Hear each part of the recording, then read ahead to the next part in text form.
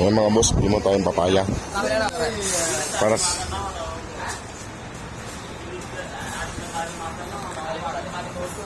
ito mga boss, papaya ihalo ko sa ano ba yun, tawag doon? Ihalo ko sa isda.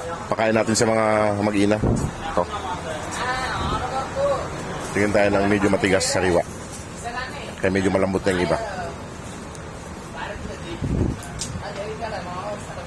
Ito.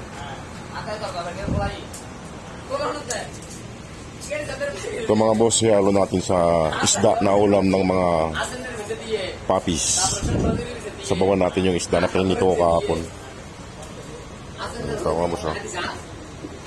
Isang papaya. Maraming kan dito, maraming gulay yun.